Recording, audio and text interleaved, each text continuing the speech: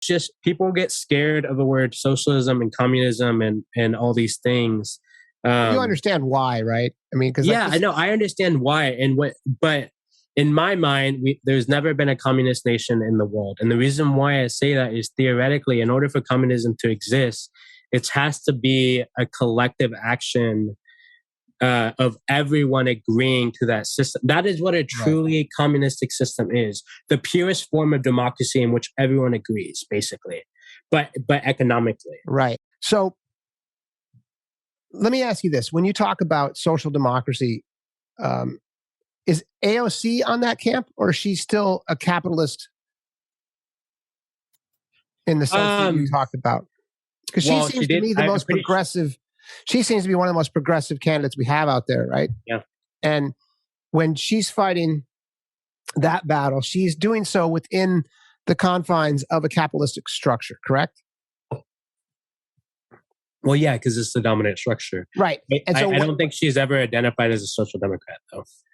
No, she's a democratic socialist, much like Bernie. So that's again why it's cool. Thank you for differentiating those two, because that's important. And then specific to your experience and what you're doing in Sacramento, do you see, is your generation and people that you are working with, is this a consensus that people think this is where we need to go, or No. I mean, I can't speak for everyone because it's just impossible to do. But I will say that, like,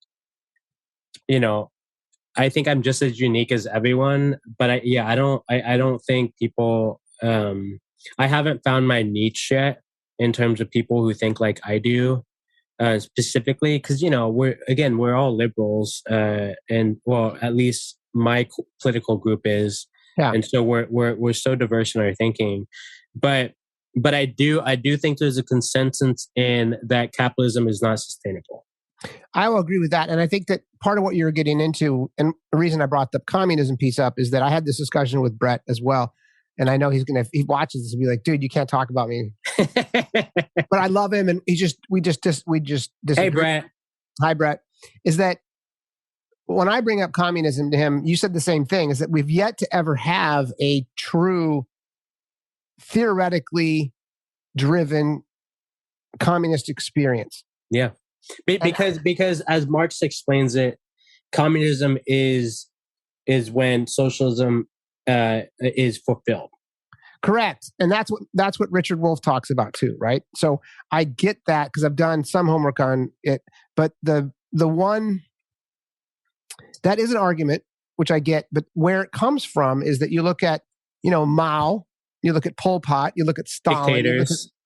They're all dictators, and that's what happens in this communist structure historically. It doesn't mean that it could be, but that's the utopian argument on the right, is that you can't replace anything with the utopian vision because it just doesn't fucking work, right? And communism has never worked. And if anybody like Alexander Solzhenitsyn talks about that in his book, right, the Gulag Archipelago, which to me was the most riveting and gross example of communism ever. And they're all bad. There's not one example of communism that works. And so to me, this kind of goes to the baby steps of trying to get change, is that we can't in good faith use communism as an example and then use arguments that it has never been done right, because that's another one from the right. If I did it, I'm a benevolent leader, I would make sure it worked. And or if I did it with a group of people that I trusted, then we would be able to make it work, because it just hasn't. And that's the human condition. I don't trust human beings with that much power. Joey, I think it goes back to, how we created how I offer 3 definitions for CRT. Yeah. I think it's the same thing with communism. There's an academic Marxist or Karl Marx point of view of what communism actually is. And conservatives aren't having that conversation. They're having the conversation of the cultural narrative of what it is. I agree. But that's also why I think the word is poison. And it's poisonous because historically it's fucking poisonous. But hey, when conservatives know how to poison words, like racism.